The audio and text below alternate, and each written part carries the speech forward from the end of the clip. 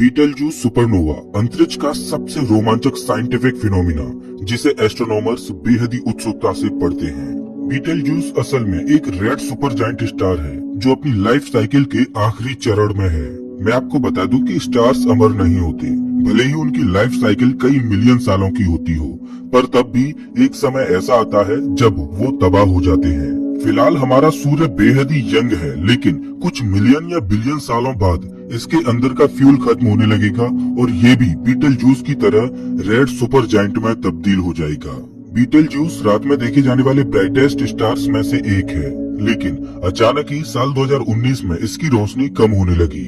Astronomers अनुमान लगाने लगे कि शायद बीटलजूस स्टार अपनी जिंदगी के आखिरी छोर पर पहुंच चुका है। कुछ महीनों के बाद इसकी ब्राइटनेस फिर से नॉर्मल हो गई, लेकिन फिर भी वैज्ञानिक संतुष्ट नहीं थे।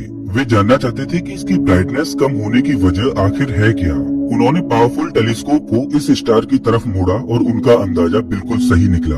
बीटलजूस अपनी आखिरी श्वासें गिन रहा है और कभी भी फटकर खत्म हो सकता है। तो अब सवाल ये आता है कि ये सुपरनोवा विस्फोट आखिर कब होगा और क्या हमारी पृथ्वी भी इसकी वजह से खतरे में आ सकती है। बीटलजूस स्टार एक रेड कलर का स्टार है जिसे आप ओराइन बेल्ट के टॉप राइट पार्ट में देख सकते हो। ब्लू सुपर जायंट राइजल के बाद ये कॉन्स्टेलेशन का सेकंड ब्राइटेस्ट स्टार है।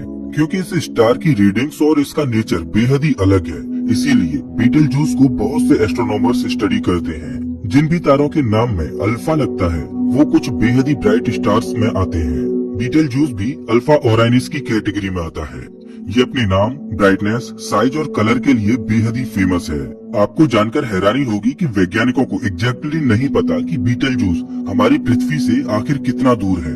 उनका मानना है कि ये 430 से 724 लाइट ईयर्स की दूरी पर स्थित है। हमारी गैलेक्सी में केवल 200 red super giant stars detect किए गए हैं, जिसमें बीटलजूस भी आता है।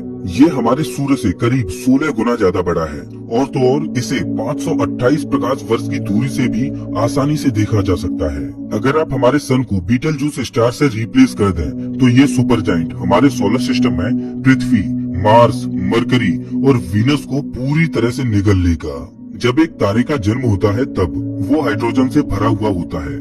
ये हाइड्रोजन तारे की ग्रेविटी की वजह से उसकी कोर में हीलियम बनाती है। इसे बनाने के लिए न्यूक्लियर एक्सप्लोजन्स होते हैं। इस फ्यूजन प्रोसेस में बहुत सारी हीट और लाइट एनर्जी रिलीज होती है। ये एनर्जी कोर से निकलकर तारे के आउटर सरफेस पर आती है और स्पेस में फोटोन के रूप में निकलती है। जब स्टार बूढ़ा होने लगता है तब उसके अंदर का हाइड्रोजन खत्म होने लगता है। इससे होता ये है कि जो हीलियम बन रही होती है वो कार्बन के साथ कंबाइंड होने लगती है। जब हीलियम भी खत्म हो जाता है तब नियोन कार्बन के साथ मिक्स होने लगता है और आयरन बनाने लगता है। इस पर्टिकुलर प्रोसेस में नियोन और आयरन एनर्जी को बाहर स्पेस में रिलीज करने के बजाय उसे एब्जॉर्व करने लगते हैं। अब क्योंकि तारे की एक्सट्रीम ग्रेविटी को हराया नहीं जा सकता, इसीलिए जब आयरन और नियोन फ्यूज होते हैं तब स्टार अपने अंदर ही कोलैप्स कर जाता है और इसी वजह से सुपरनोवा एक्सप्लोजन हो जाता है। एक सुपरनोवा प्रकृति का सबसे पावरफुल एक्सप्लोजन होता है, जिसमें से इतनी एनर्जी निकलती है कि वो 10 बिलियन सूर्य तक को पावर दे सकता है। स्टार्स अपनी लाइफ टाइम में अपना कलर बदलते रहते हैं। शुरुआत में वो बेहद ही यंग और ब्लू कलर के दिखाई देते हैं, वहीं अपनी लाइफ के अंतिम क्षणों में वो रेड कलर के दिखाई देते हैं। करीब 300 साल पहले चाइनीज एस्ट्रोनॉमर्स ने कहा था कि बीटलजूस स्टार का कलर येलो है। मतलब पहले ये माना जा रहा था कि ये एक येलो सुपर जायंट है। एक सूर्य जैसे तारे का जीवन 10 बिलियन सालों तक का होता है, लेकिन बड़े तारों के साथ ऐसा नहीं होता। क्योंकि इनका साइज इतना बड़ा होता है, इसलिए वे हाइड्रोजन को तेजी से खत्म करते हैं और केवल 10 मिलियन साल बाद ही मरने लग जाते हैं। बीटलजूस बिना किसी डाउट के जल्द ही सुपरनोवा होने लगा है और वहीं इसके कंपैरिजन में हमारा सन केवल 5 बिलियन साल का है और अभी भी ये बेहद यंग है। अब बीटलजूस कब सुपरनोवा होगा, इसकी चर्चा साइंटिफिक कम्युनिटी में जोरों शोरों से हो रही है। बीटलजूस 2 डिमिंग और ब्राइटनिंग साइकिल से गुजर रहा है, जिसमें ब्राइटनिंग हर 5 साल के बाद करीब 100 दिनों के लिए होती है।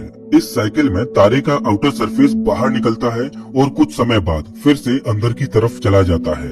साल 2019 और 20 में बीटलजूस जब इर्रेगुलर तरीके से ब्राइट होकर डिम हो रहा था तब सभी वैज्ञानिक बेहद ही हैरान हो गए थे। तभी से सबको लग रहा है कि बीटलजूस जल्द ही खत्म होने वाला है। तो फिर अचानक ही इस रेड जायंट स्टार ने इतना अजीब बिहेवियर दिखाना क्यों शुरू कर दिया? बीटलजूस स्टार इंटरस्टेलर मीडियम में करीब 30 किलोमीटर पर सेकंड की स्पीड से ट्रेवल कर रहा है। एस्ट्रोनॉमी में रेड सुपर जायंट स्टार से पृथ्वी की डिस्टेंस बता पाना बेहद ही मुश्किल है। बहुत सारे कारणों की वजह से बीटलजूस का एग्जैक्ट डायामीटर बता पाना भी बेहद मुश्किल है। बीटलजूस एक तरह का पल्सेटिंग स्टार है जिसका डायामीटर समय के साथ बदलता रहता है। बहुत सारी कैलकुलेशंस करने के बाद भी एक्चुअल डायामीटर 30 से 35% तक वेरी कर सकता है। इन जायंट स्टार्स के मरने के एक्चुअल कारण को हम पता कर सकते हैं अगर किसी तरह से हम ये पता लगा पाए कि ये अपने आखिरी समय में इतना सारा मास क्यों इजेक्ट करते हैं। मैं आपको समझाने की कोशिश करता हूँ। हमारा सूर्य अपने थिन आउटर एटमॉस्फेयर को रेगुलरली इजेक्ट करता रहता है जिसे कोरोना भी कहा जाता है। इस पर्टिकुलर फिनोमिना को कोरोनल मास इजेक्शन भी कहा जाता है। पर हमारा सूर्य बेहद ही कम मैग्नीट्यूड से इस मास को छोड़ता है। बीटलजूस नॉर्मल से करीब 400 बिलियन टाइम्स ज्यादा सरफेस मास इजेक्ट करता है।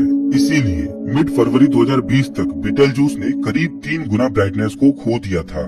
बदकिस्मती से हमें नहीं पता कि अचानक ही इतना बड़ा तारा अपने मास को क्यों खोने लगता है। एक और रिसर्च कहती है कि जिस दिन तारे से डिमिंग महसूस की गई थी उस वक्त बीटलजूस के सामने लार्ज इंटरस्टेलर डस्ट आ गई थी। स्पेस में डस्ट के बड़े पैक्स होना बेहद ही कॉमन है, लेकिन इस रिसर्च पर कई एक्सपेरिमेंट्स किए गए और अंत में केवल डस्ट क्लाउड से डिमिंग का होना नकार दिया गया। एक और बेहद ही इंटरेस्टिंग चीज कही जा रही है कि एक सेकंड डस्ट क्लाउड है जो डायरेक्टली तारे के अंदर से निकला था और जो हमारे और बीटलजूस के बीच में आ गया था। बीटलजूस का फोटोस्फीयर हमारे चंद्रमा जितना बड़ा है।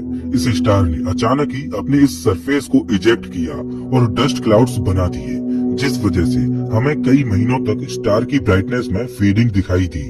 एस्ट्रोनॉमर्स करीब 100 सालों से बीटलजूस के सरफेस मूवमेंट्स और ब्राइटनेस में हो रहे फ्लक्चुएशंस को ऑब्जर्व कर रहे हैं। उनका कहना है कि कुछ महीनों में आए इस बदलाव के बाद तारा धीरे धीरे अपने फोटोस्फीयर को स्टेबल कर रहा है, लेकिन तारे की नेचुरल साइकिल जो 100 सालों से देखी जा रही थी वो डिस्टर्ब हो गई है और इसका अंदरूनी हिस्सा बिल्कुल एक मंदिर के घंटे के जैसा बज रहा है। ये हजारों चीजें वैज्ञानिक ऑब्जर्व करके बता पाते हैं कि रेड जायंट्स कैसे एज करते हैं और कैसे अपना मास लूज करते हैं। एक और गौर करने वाली बात ये है कि सिर्फ कुछ महीनों की डिमिंग से हम ये कंक्लूड नहीं कर सकते कि स्टार जल्दी फटने वाला है। अभी भी इस तारे में कुछ तो हो रहा है जिसके बारे में हमें अच्छे से समझ नहीं आ रहा। फिलहाल तो बीटलजूस की फेडिंग बंद हो गई है और इसने आसमान में 10वां सबसे ब्राइटेस्ट स्टार होने की पोजीशन एक बार फिर से ले ली है।